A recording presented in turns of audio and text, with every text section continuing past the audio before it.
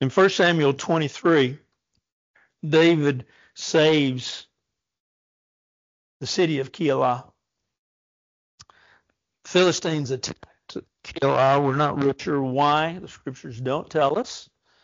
We might assume that they needed food. We might also assume that they just hoped to bring the Judeans into submission.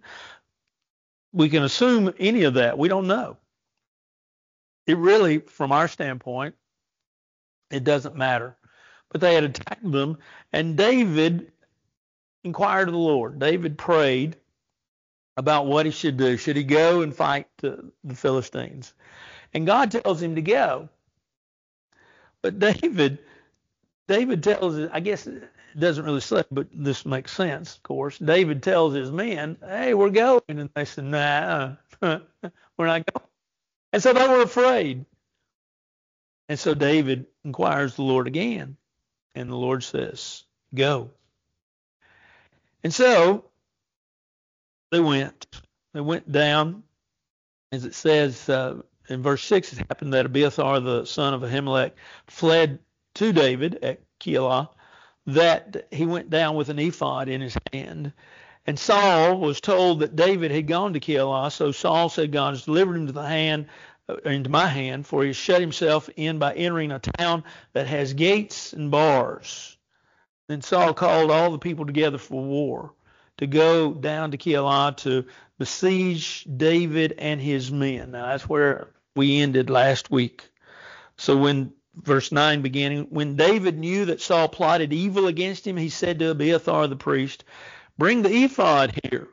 The ephod, we understand the ephod, especially the breastplate, but it was often used to make decisions, often prayed about.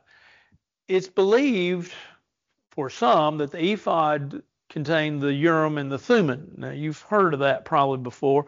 And you begin to read about the Urim and the Thummim, you say, I don't understand.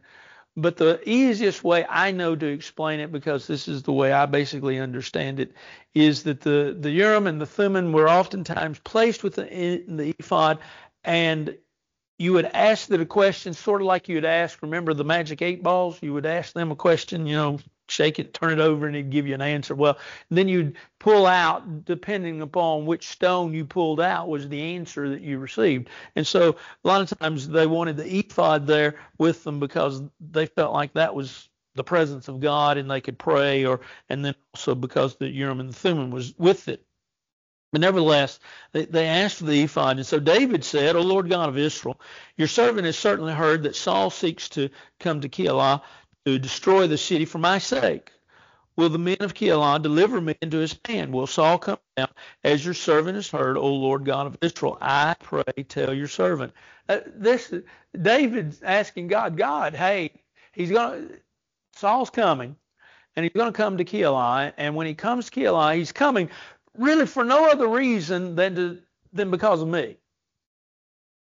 Which leads us into this pursuit that we have seen since, and we will see it a little bit in the next, as it kind of unveils itself in the next little bit. But David kills Goliath. Saul has this episode, whatever it is, jealousy, envy, mental break. I think we'll see, especially when we get to the 28th chapter, a mental break for Saul. But the pursuit of David is relentless.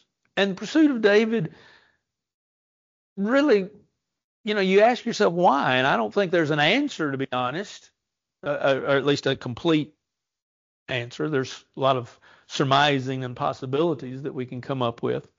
But David is constantly on the run. David, we saw it last week. David didn't stay anywhere really very long.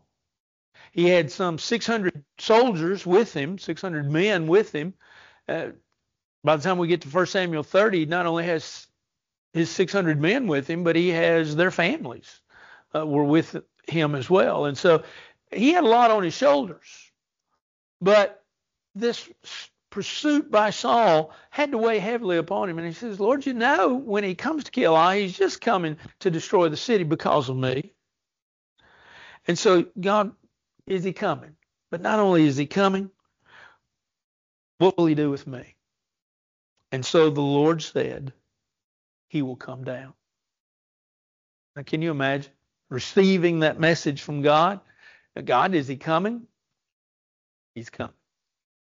Now, David can only assume then that, okay, if I stay here, think about his options that he's weighing.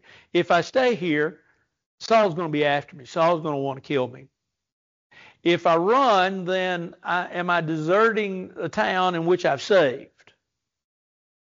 What do I do? So David said, will the men of Keilah deliver me and my men into the hand of Saul? Will the citizens, will the inhabitants, what will these folks from Keilah do? And the Lord said, they'll deliver you. So David and his men, about 600, arose and departed from Keilah and went wherever they could go. Then it was told Saul that David had escaped from Keilah, so he halted the expedition. David has now some 600 men. He may have had just as few as 400, and somewhere along in Keilah, this has been some speculation, that he gained 200 men, and that's very possible. But think about David's answers. Okay, Saul's coming, and these folks are going to deliver you over, which is interesting when you stop and think about it. They would have been sort of in a quandary, the folks at Keilah. Here's their predicament. David saved us. David ran out the Philistines. David and his men saved us, but Saul's king. Who do we listen to? Who do we do? Whose favor do we do? Do we hide David? What do we do with David? Someone said only strong relationships or strong friendships can breed strong relationships. How strong is the union? Evidently, it wasn't very strong. But understand, they've got a problem. David, Saul. Who's more important? But God basically said, boy, if you stay, they're going to deliver you over. So David says, time to leave. David then stayed in strongholds in the wilderness and remained in the mountains in the wilderness of Ziph. Saul sought him every day. David did not deliver him into his hand, or God, did not deliver him into his hand. Saul, relentless. But there never was a time in which David, as he will here in a few minutes, let's see, we should get to the cave at En Gedi in the 24th chapter. But God never delivered Saul, or David, God never delivered David into Saul's hand. David was always spared. Notice this, verse 15. So David saw that Saul had come out to seek his life, and David was in the wilderness of Ziph in a forest. Then Jonathan, Saul's son, arose and went to David in the woods and strengthened his hand in God. So Jonathan is going to encourage him. David is in hill country, but he's also in the woods. So he is where he can hide. Saul is seeking him. He's hiding from Saul. Jonathan, of all people, Saul's son, David's beloved friend, though, comes to strengthen his hand or to encourage him. And notice what he says to him. Do not fear, for the hand of Saul my father shall not find you. You shall be king over Israel, and I shall be next to you. Even my father Saul knows that. So the two of them made a covenant before the Lord, and David stayed in the woods, and Jonathan went to his own house. Now, the great question, at least to me as I studied this, is how did Jonathan know all this? Had word gotten out, very possibly, had word gotten out that Samuel had anointed David as king? Was it the fact that maybe God revealed something to Jonathan? We don't know how Jonathan knew, but Jonathan's, if you will, statement is right on. It's correct. You're going to be king. Don't worry. It's going to all work out. Maybe Jonathan really didn't know, but he wanted to encourage David, and so this was his encouragement. It's all going to work out. God's going to take care of you. It's an interesting encouragement when you look at it and think about it, not only from the standpoint of what is said, but how would he know? So the two of them made a covenant. We've talked about that before. They made an agreement. They made an agreement before the Lord, and David stayed in the woods and Jonathan went home. Then the Ziphites came up to Saul at Gibeah, saying, "Is David not hiding with us in strongholds in the woods and the hills of Hachilah, which is on the south of Jeshimon?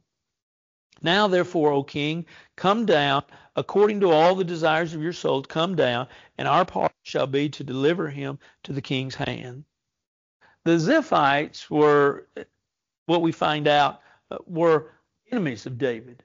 And so they're willing to make a covenant, if you will, with Saul.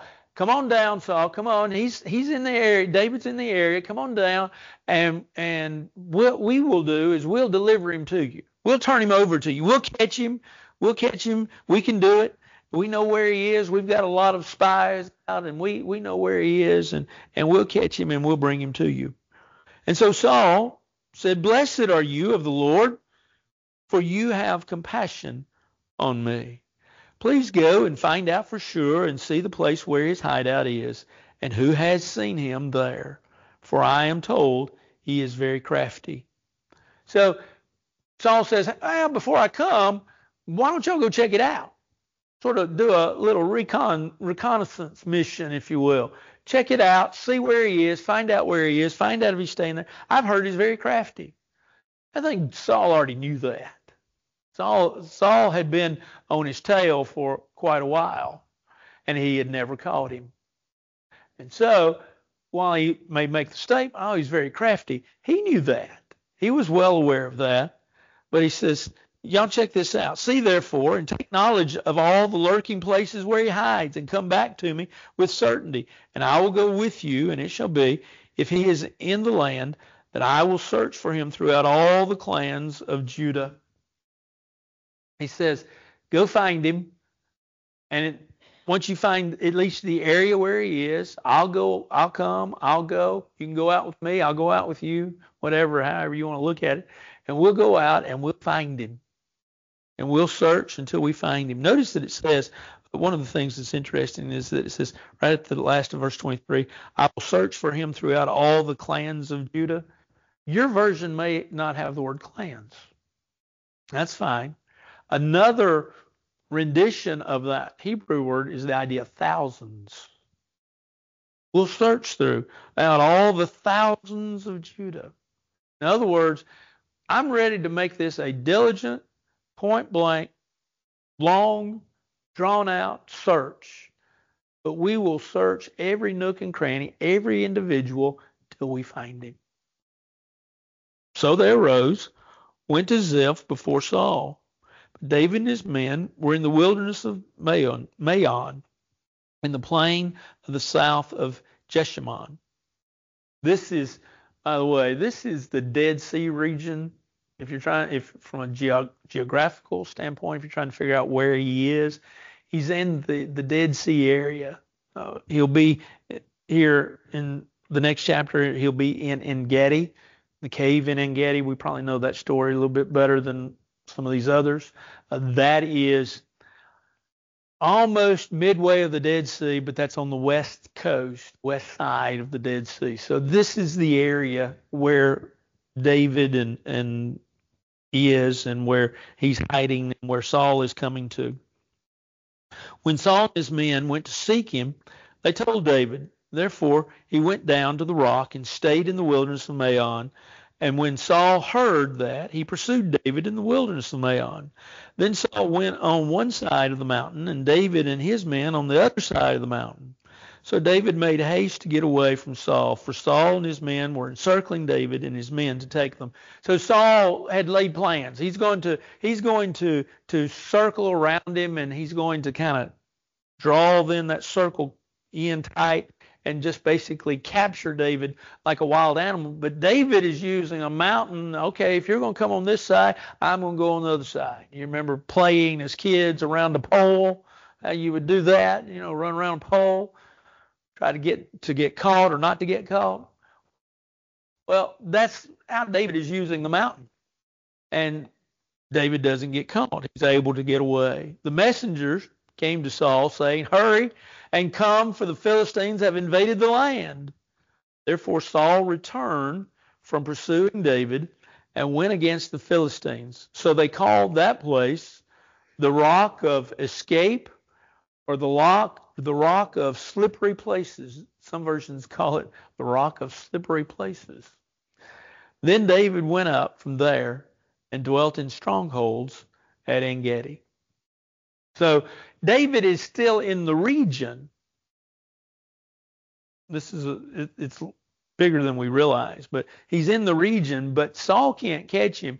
And then while Saul can't catch him, Saul gets word, okay, the Philistines have come. Well, he's got to go because he's still king. He's got to go and he's got to fight. He's got to fight the Philistines. And so he leaves from following after David and trying to capture David and take David's life. You might ask, providence of God? How do we know? We don't know for sure, but it is interesting that when seemingly Saul is getting close, David is delivered. Anything else? Any questions, comments, suggestions? High priest, yeah.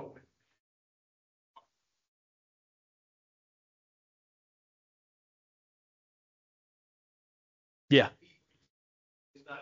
No. No, it's high priest that has that. Yeah. Abiathar will be the go-between to between David and God. I think it's the best way of putting the function of priest, high priest. And so no, as a man, any man, not just David, but any man would not have that right. It is interesting when you stop and think about it that he does that then, but yet in this chapter there are examples seemingly where he prays without the high priest and God answers his prayers. How? Yeah. Right. No, it's not. That's why we also have a high priest, Jesus, who we go through to talk to God. Yeah. Anything else? Well, what might we learn from the chapter? We always try to find some things that we want to learn from the chapter. One is, don't let your fear stop you. David's soldiers, like I say, we kind of covered that last week. But David's soldiers said, "No, we don't want to go." David says, "Hey, we're going," and they said, "No, we're not." Fear has a way of grabbing us, and we all have fears. Doctors tell us that we're basically born with two fears: the fear of noise, fear of falling. We develop more fears then as we live our life. And fear can be a healthy respect for things. If we're afraid of certain things, we're afraid of getting sick, we go to the doctor. We're afraid of having a car wreck, we are very careful in our driving. Whatever the fear is, we usually take good care. Fear in and of itself is not bad. It's when our fears overtake our faith. When God says do something, we do it. And they're seemingly, maybe they didn't understand, maybe they were not God-fearing people. These soldiers that David had, we don't know what they were. I mean, Jewish, yeah, probably. Discontents, malcontents, discontented with Saul, probably. But we don't know, and we don't know their faith individually. Well, maybe they had let their fears overcome their faith. So don't let your fears stop you. Next, loyalty really means very little to some. There's a price that they're willing to pay. And, you say, well, where did you get that? Well, that's when David asked, are the men of Keilah going to turn me over? Loyalty is a great thing. It can get you in trouble, but loyalty is a great thing. But how loyal are folks today? I mean, let's just be honest.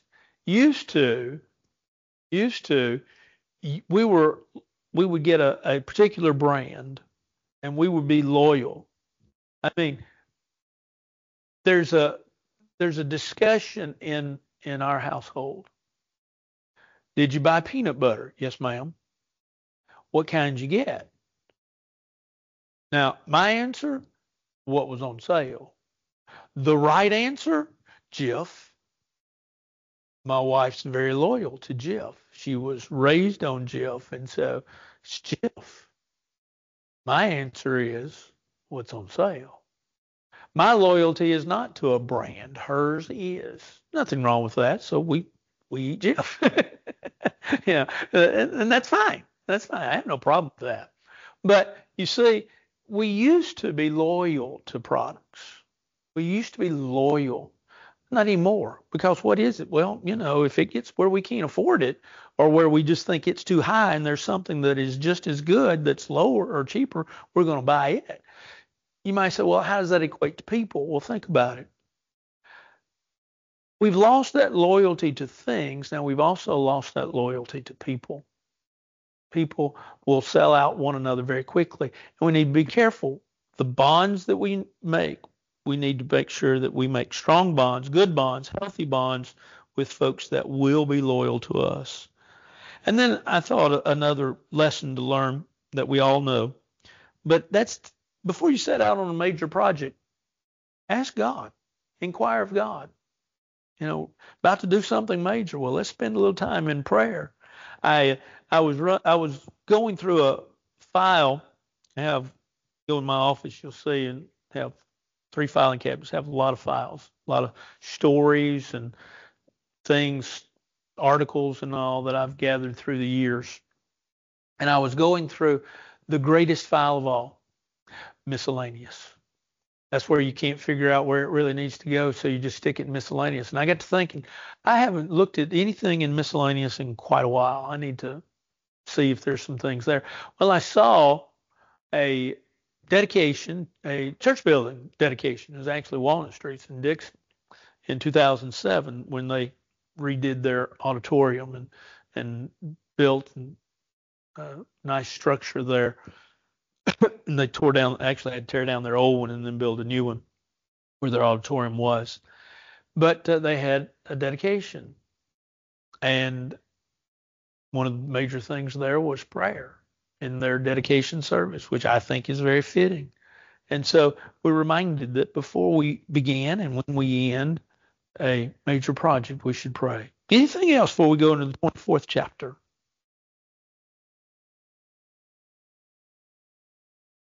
I couldn't tell you. Ken would know. 1 Samuel 24. Now it happened when Saul had returned from following the Philistines that it was told him, saying, take note, David is in the wilderness of En-Gedi. Now, like I said, this is off the what would be the west coast of the Dead Sea.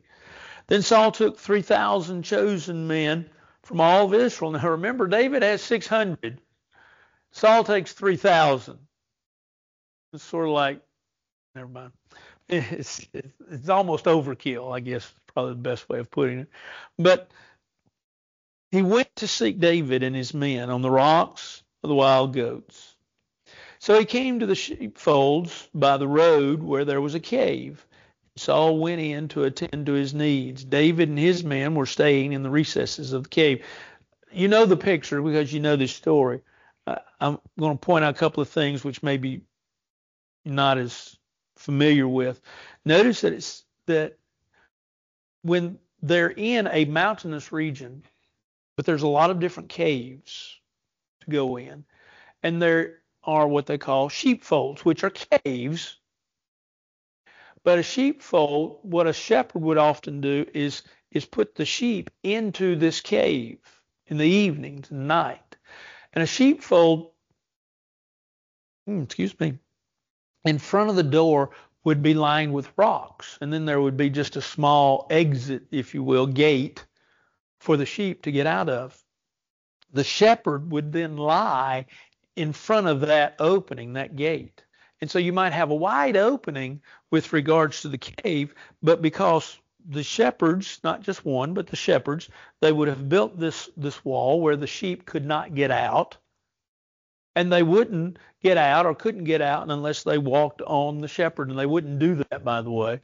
But that's what a sheepfold was, at least at this point. There were other sheepfolds that were out more in the open, but these sheepfolds were in cave. And Saul basically went to attend to his bathroom needs. But David and his men, they're in the recesses, they're in the dark passages, they're in the back and on the walls, and Saul cannot see them. It's dark. He's gone in there to take care of his physical needs, and David and his men are there. And the men of David said to David, "This is the day which the Lord said to you, behold, I will deliver your enemy into your hand, that you may do to him as it seems good to you." In other words, the Lord has delivered him, Saul, to you, David. Now, it's now time. It's almost as if they're saying, we can end this right now. You take his life. David arose and secretly cut off a corner of Saul's robe. You see, David just couldn't do that. The goodness of his heart, the fact that Saul really, except for being after him, he really hadn't done anything to him. He couldn't bring himself to do it. Now it happened afterwards, this is verse 5, that David's heart troubled him because he'd cut Saul's robe. And he said to his men, "The Lord forbid that I should do this thing to my master, the Lord's anointed, to stretch out my hand against him, seeing he is the anointed of God." The anointed here is the same as Messiah, the Hebrew word.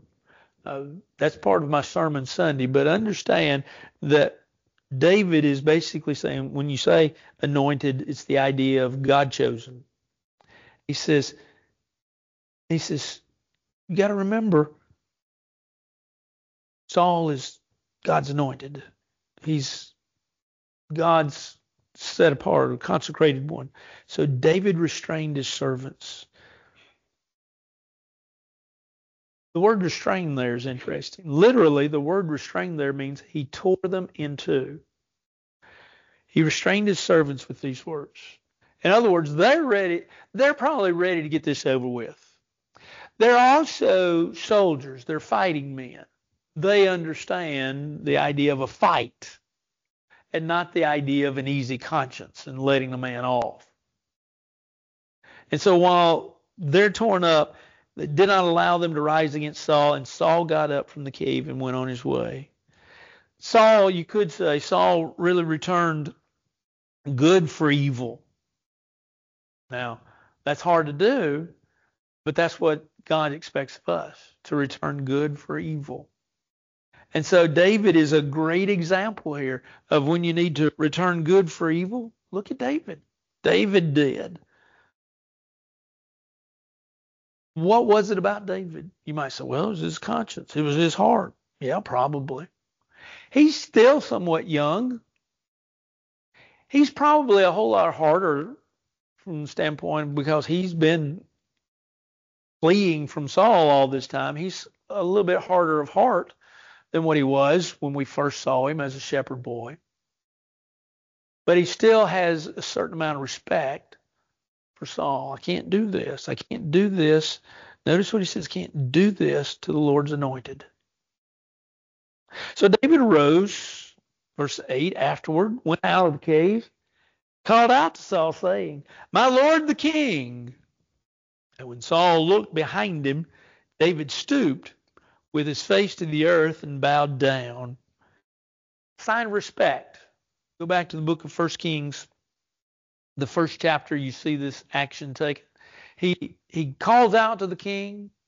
It's a respectful phraseology or terms, which my Lord, my King, or Lord, my Lord, the King. And then he bows down to Saul. And David said to Saul, why do you listen to the words of men who say, indeed, David seeks you harm? Look, this day your eyes have seen that the Lord delivered you today into my hand in the cave, and someone urged me to kill you, but my eye spared you, and I said, I will not stretch out my hand against my Lord, for he is the Lord's anointed.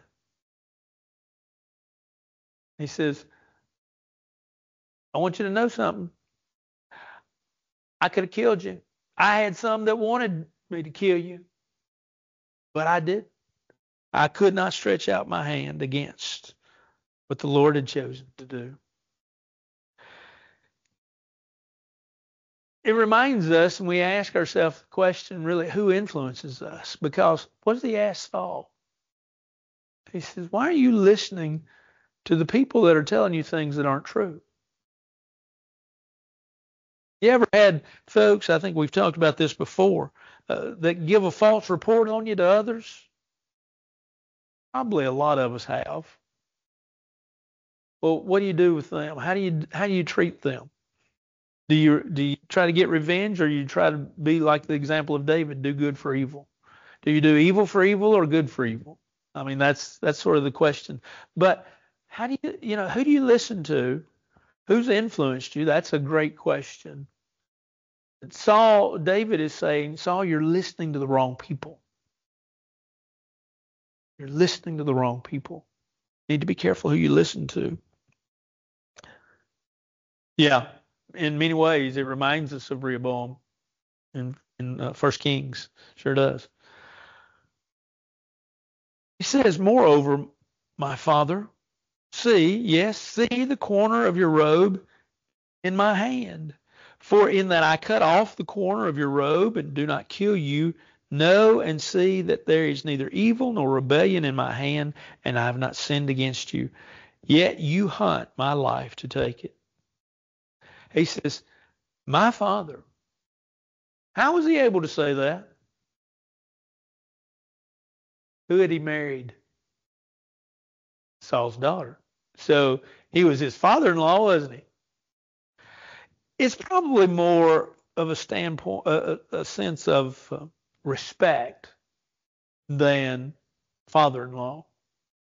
But he says, my father, you need to say, look, here, check your robe out. I got a corner of it. Now, how big a corner, we don't know. I've got a corner. What I've always wondered, don't have the answer to, by the way, I've always wondered not how big it was, but how in the world did he do it? How did he do it without Saul knowing? I guess.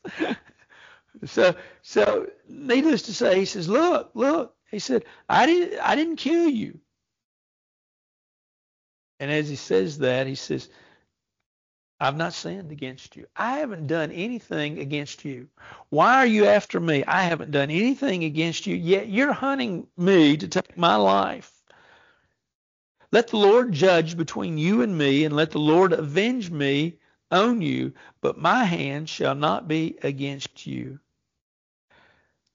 He saw the vengeance that needed to be had toward Saul as the duty and the responsibility of God. David didn't see it as his responsibility to get even with Saul. He saw it as his responsibility to let God take care of it. And so he says, we're letting God take care of this. We're letting the Lord, as the proverb of the ancients say, wickedness proceeds from the wicked, but my hand shall not be against you. I think this is interesting, and maybe I looked at it a little differently. But David is basically trying to tell Saul, I think, in this one verse, I'm not the wicked one. I'm not your enemy. I'm not the one you're seeking after. I'm not the one that you need to be going against? After whom has the king of Israel come out? Whom do you pursue? A dead dog? A flea? The idea, are you, am I so insignificant? I'm really, why are you after me? Therefore, let the Lord be judge and judge between you and me, and see and plead my case and deliver me out of your hand. So it was, when Saul had finished speaking these words, David had finished speaking these words to Saul, that Saul said, "Is this your voice, my son David?" And Saul lifted up his voice and wept. Then he said to David, "You're more righteous than I, for you have rewarded me with good, whereas I have rewarded you with evil." So he admits to David, "You have repaid me good for evil. And you're better than I am. You're a better man than I am." That takes a lot to say that to somebody. So we give Saul a little bit of credit here. And Saul says, "Look," he says, "you're just better than I am. And you've shown this day how you have dealt well with me. For when the Lord delivered me into your hand, you did not kill me. For if a man finds his enemy, will he let him get away safely? Therefore, may the Lord reward you with good for what you have done to me this day." Well, he makes the obvious statement. What man seeking his enemy lets him go? It would tell you that Saul recognizes the heart of David. I'm not your enemy. Now, that doesn't mean that Saul didn't feel like David was his enemy, but he says, David doesn't feel like I'm his enemy. And that's what he's thinking. And so he's let me go. And now I know indeed that you shall surely be king, and that the kingdom of Israel shall be established in your hand.